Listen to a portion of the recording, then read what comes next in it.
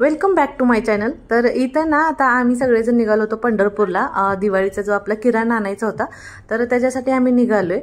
मुलांचे पेपर सुरू असल्यामुळे काही टाइमच भेटेना झाला होता। म्हटलं आता दिवाळी 4 दिवसावर येऊन टेकली, अजून जायचं होईल ना, म्हटलं मग आज टाइम काढला संध्याकाळी आणि मग आम्ही निघालो। मग आलो होतो पंढरपूरला। तर इथं जाता जाता आकाशकंदील वगैरे दिसले आणि आकाशकंदील वगैरे दिसले ना जरा थोडंसं मग दिवाळीचं जास्त फील येतं, हो की नाही। तर आलो इथं आता आम्ही कवटेकर मॉल मधूनच नेतो नेहमी आणि कमी जास्त जे राहतं ते डीमार्ट मधनं आणतो सगळं। तर चला आता पटपट घेऊया, गर्दी तर भरपूर दिसते। नेहमी कसं एक 8-10 दिवस आम्ही अगोदर आणतो सगळं आपला किराणा वगैरे, त्याच्यामुळे ना जास्त गर्दी नसते। पण आज असं झालं होतं की आता आपल्याला पण यायला लेट झालं होतं, तर गर्दी भरपूर होती। आणि मग आरोदादाला नाश्ताला इकडे एका कोपऱ्यामध्येच ट्रॉली घेऊन उभा केलं होतं आणि इकडे आरोदादाचे पप्पा सगळे शेंगदाणे साखर त्यांचं ते मोजून वजन करून घ्यायचं सुरू होतं। तोपर्यंत मग माझं इकडे डाळी पोहे जे काय आपला किराणा आहे ते सगळं इकडे घ्यायचं सुरू होतं। तर तुम्हाला दाखवतेच मी। आणि व्लॉग आपला अगदी छोटासाच आहे बरं का, कारण गर्दी असल्यामुळे जास्त शूट काही घेता नाही आलं। आरो दुसरी ट्रॉली हा इथं हाय हाय।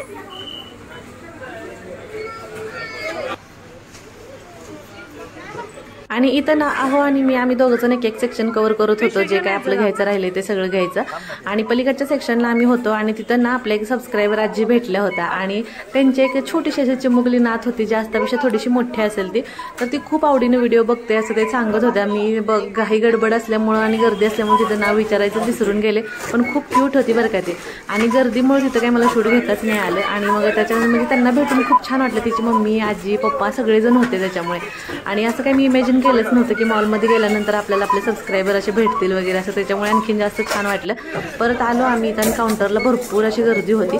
मग आरोचे पप्पा थांबले होते इथं, म्हटलं बिल वगैरे करतो म्हणून। मग आस्ताला घेऊन मी इकडे थोडंसं साईडला येऊन उभा होते आणि गर्दी भरपूर झाली होती ना, म्हटलं तिथंच कुठे अडचणीत थांबायचं त्याच्यापेक्षा येऊ म्हटलं साईडला इकडं। आणि साहित्य भरपूर झालं होतं, आता दिवाळी म्हटलं की चालणारच, हो की नाही। गर्दी भरपूर असल्यामुळं पण आम्हाला पण जास्त टाइम लागला।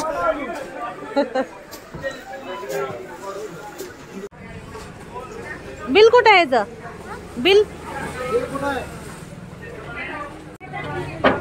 चला आरो थांब, पप्पांना विचारते आधी।